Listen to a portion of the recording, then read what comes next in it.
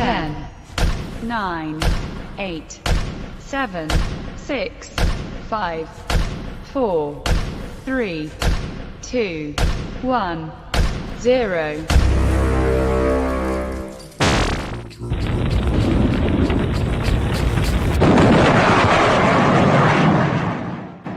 Hello everybody, and thank you for joining us. This is Michael Voss, the Dragon of the Southern Tier, here on the Exceptional Conservative Network. That's right, this is the No Soundbites Allowed podcast.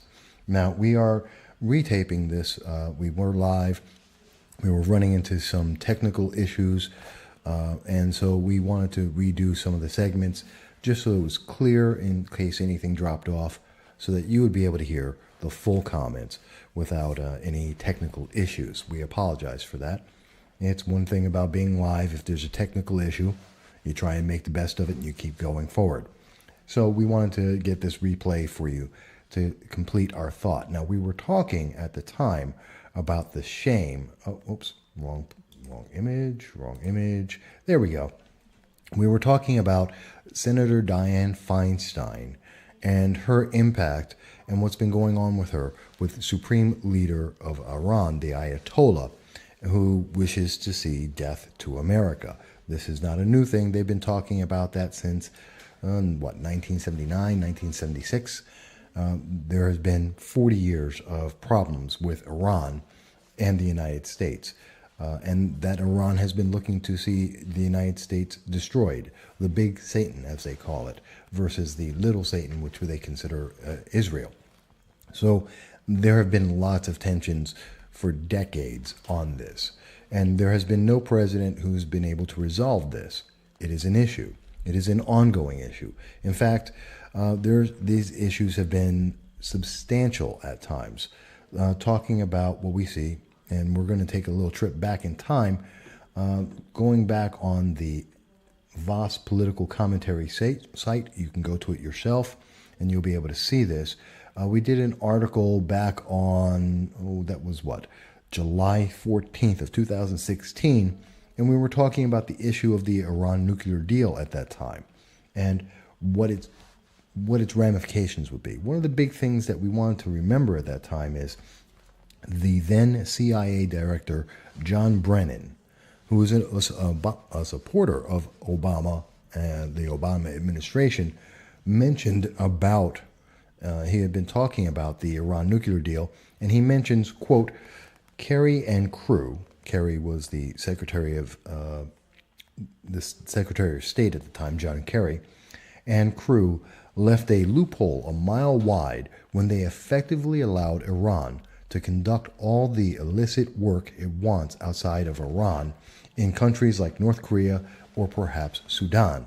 In fact, going back to Secretary Kerry himself, in 2016, he stated, I think some of it, in speaking about part of the Iran nuclear deal being the release of funds to the Iranian government that had been held for decades, billions of dollars. He mentions, I think that some of it will end up in the hands of the IRGC or other entities, some of which are labeled terrorists. Now, what he's speaking about specifically in that conversation, that statement on January 21st of 2016, was the Iran's Revolutionary Guard Corps, which is considered a terrorist group. This is the wing of Iran's militant military that supports terrorism around the world, in particular to attack the United States and other Western nations because of its fanatical religious beliefs. So as part of the Iran nuclear deal, the United States government freed up about $150 billion, actually more, dollars for the Iranian government, which then went into terrorism around the world, which the Obama administration was well aware of and supported. Therefore, technically allowing the United States to fund terrorism around the world. The tensions have never gotten lower, even with the Iran nuclear deal, because in in 2015, the Ayatollah of Iran was mentioning, even as Secretary Kerry was out speaking about how great the deal was, the Iran nuclear deal, and how it would make the world safer, the Ayatollah of Iran was saying, death to America. The deal doesn't stop them from making nuclear weapons, nor does it stop the Iranian government from killing America, destroying America. This is the back setting that we need to remember, because very often in the news media, they forget that. They move on to the next story. They forget what happened in the past, even though it has a direct impact on the current. So that brings us up to where we are now, and jumping ahead to 2019. We know that the 2016 election happened. The Democrats have promised that there would be World War III, whether it's with North Korea or whether it's with Iran, that President Trump is somehow going to start World War III. We've heard that consistently from 2016 until today, and it'll keep going into 2020. So in this year, back on May 15th, so roughly 13 days ago, about 2 weeks ago, according to the New York Post, and that's, we have it here, there it is, the New York Post, in their article on May 15th, Senator Tom Cotton says U.S. would win war against Iran in 2 strikes. Now, Senator Cotton out of Arkansas is a Republican, and he has a very strong point of view, to say the least, that as tensions have been growing with Iran, he's looking at, he says, quote, we could win a war with Iran. He's asked the question, that could America win a war with Iran? And he said, quote, yes, 2 strikes, the first strike and the last strike. Now, that's a very strong, obviously a very, very strong position from the American government, and obviously meant to reach the ears of the Ayatollah. But what we see that did happen is when they heard that was on the 13th of May, what we did see is that on May 16th, a day later, Dianne Feinstein is seen and reported by Politico on the Political Playbook what Dianne Feinstein's phone told us. Now, what we find out is first thing in the morning on May 16th, in response to the comments by Senator Tom Cotton, we see that Senator Dianne Feinstein is walking across Washington, D.C., and she is in contact, according to her iPhone, with the Foreign Minister Javad Zarif. Now, that name may not seem very familiar to most people. Javad Zarif is the architect, the Iranian architect, of the Iran nuclear deal. He was in direct conversation with Secretary Kerry in negotiating the deal, putting it together so that Iran would have the best options possible, which they received, which disturbed the CIA director, John Brennan, at the time. And so we see that Dianne Feinstein, in reaction to Cotton, decided that in reaction to Senator Cotton's statements about Iran, that Iran should worry about the United States and that they should back down, essentially, by saying that we could win a war against them, a nuclear war. Dianne Feinstein was reached by Iran via Zarif, and they started having comments. Now, the interesting thing here is when Dianne Feinstein's communications director was asked about it, he says he can't comment on who the senator does or does not speak with. Actually, he can. He is the communications director. He would know if she's speaking with Iran. And we see that Dianne Feinstein later in the day came out and mentioned, as I quote, war isn't necessary to solve a problem when both sides want a solution. I urge Secretary Pompeo to reach out to the foreign minister, Javad Zarif, who I know doesn't want to see conflict with the United States. So essentially, Senator Tom Cotton comes out and he makes a comment that the United States, he supports President Trump and he wants Iran to back down. that their ambitions with the nuclear weapons, which were not prevented by the Iran nuclear deal, and more importantly, the missile development to create an ICBM, an intercontinental ballistic missile, which is the weapon necessary to get a bomb from Iran into the United States. That is their number one effort, because they can create a nuclear weapon in less than a year. The question is, that isn't the problem for Iran. The question and problem for Iran is getting that nuclear weapon to the United States. They don't have a missile that could do that. The Iran nuclear deal did not prevent them from developing a missile that could bring that nuclear weapon to the United States and therefore threaten us. That is what is critical to know about the Iran nuclear deal. It allows them to create intercontinental ballistic missiles, which is the problem. That's the big deal. So we see that Senator Cotton takes the position along with President Trump on a strong defense of the United States. Iran reaches out, presumably reaches out to Dianne Feinstein, or Senator Feinstein reached out to Iran. It's unclear which way that happened.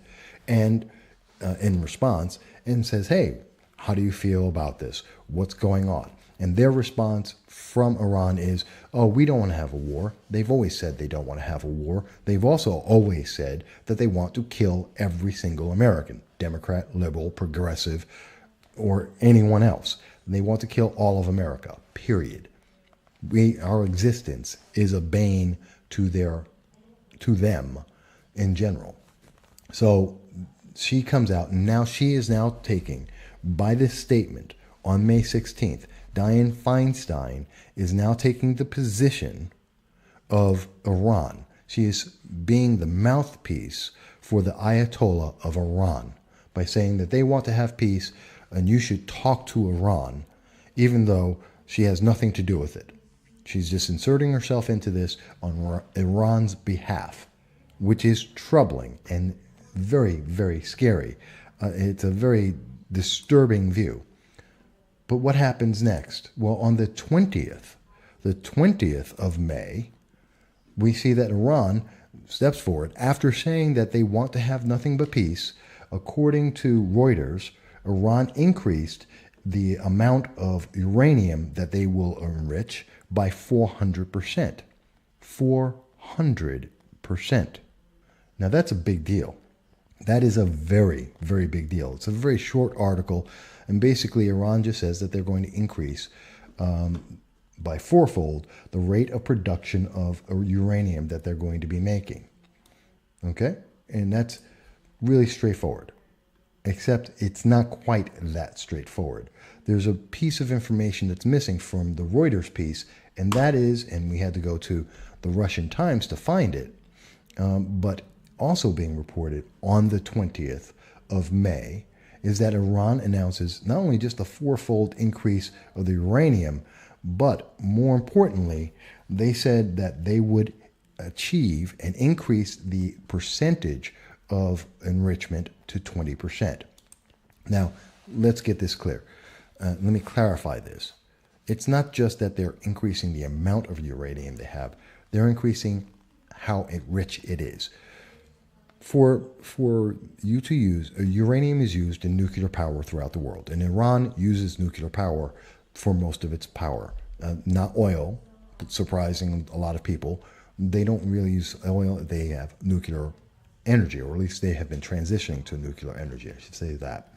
And part of that program is you need uranium, but uranium doesn't need to be enriched beyond about 3, 4, 5% to be able to run a nuclear reactor. Once you start getting beyond that, then it's very questionable about what you're using that uranium for. Because higher enrichment means you can use a dirty bomb for terrorist activity.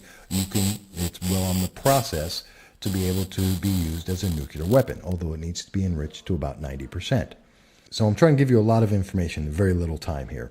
So essentially, what Iran is doing is they're looking to get it to 20%, which puts it far into the path of being either a dirty bomb or being a nuclear weapon. And they're saying that they will hit that target within 4 days, by May 24th. Now, that's not me saying that.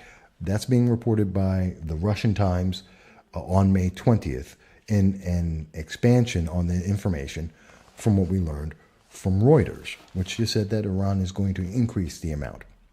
That's a huge difference. And that is a signal of a more militaristic use of uranium and that they are moving forward with their nuclear weapons program. That is scary. So let's go. What does that bring us to? Well, that brings us to what we see being reported by the Jerusalem Post. If you notice, I had to go to a lot of foreign news agencies to get a lot of the information and to fill in the gaps that are not being spoken about here in the United States. But we see that it was reported as of the 26th of May, during the Memorial Day holiday, when most of the news media in America was not talking about anything except the Memorial Day holiday, a day that news around the world seems to be missed. And one of the things that was missed is that there was a conversation that actually the foreign minister of Iran, Mr. Zarif, Javed Zarif, actually met with Senator Dianne Feinstein, and they had dinner and they talked. And this is the thing that really drives me crazy about this, is the thing that they wanted to talk about. Here's what it was.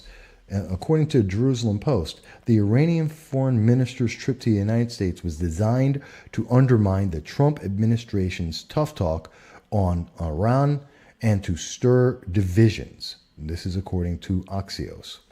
So here you go. So what we see, based on this information, is that Senator Dianne Feinstein has been actively taking the position as a mouthpiece for the Ayatollah of Iran, the gentleman who wants to see death to every American, not just President Trump, not just the Trump administration. For the last 40 years, Iran has been saying they want to kill every single American. And Dianne Feinstein, through her actions, is working as a mouthpiece for Iran in meeting with them to be able to destroy America. She is being a mouthpiece for this government who says that on one hand they say, oh, no, we want nothing but peace. And on the other hand, they have increased their uranium enrichment, the amount of enrichment, and they are saying the death to America. And they're coming to Dianne Feinstein to stir disagreement, to undermine the president in his attempt to hold them accountable and prevent them from having nuclear weapons. I have to say, this is troubling. This is very troubling. There's a problem here, and the problem isn't President Trump. Whether you agree with his Iran policy or not is not really important. What is laid out is that while the president and some of his supporters, like Senator Tom Cotton, have taken a very strong stance, we have also seen that President Trump has said that he does not wish to have a war. He made that clear. Again, I will go back to the same Politico article where Dianne Feinstein denied that she was in conversations with Iran and wanted to avoid talking about the fact that she was being the mouthpiece of Iran and the Ayatollah. And it was that President Trump is not convinced, in that same article, the very next paragraph, that President Trump is frustrated by some of those in his administration who are being alleged to be in favor of attacking Iran, and that he is not convinced that it is the right time to attack Iran. So we already know that the United States is not looking to go to war, even though Iran is amping up its actions to try to provoke the United States. And we know that while we are taking a strong stance, as the United States occasionally have when we haven't had a president who's into appeasement like President Obama was, what we have seen is that this has never gone further. We just take our strong stand that we are a nation that will defend ourselves against existential threats. And the reaction is that Dianne Feinstein reaches out, or is reached to, the Iranian government knows that they have an ally in Dianne Feinstein to be able to go over and promote their view against the president to disable this nation. That is troubling. That is the timeline. I've just given you the articles. You can read them yourself and decide for yourself. But I am troubled by this when we see a senator who is also known for having a staff that are giving information to China, communist China, for 20 years, and this same individual who is connected to communist China is now the same senator who is connected to Iran, which wants to destroy America, and she is taking their side over the U.S. side. You know, if you don't agree with a more militaristic viewpoint of the America, that's fine. You don't have to. If you disagree with an aggressive stance towards Iran, fine. You can do that. But that doesn't mean that you have to meet and speak for the Ayatollah of Iran, as he says, death to America, a policy stance that they've had for 40 years. That troubles me. We're talking about the Logan Act. We're talking about sedition. It could be a lot of things.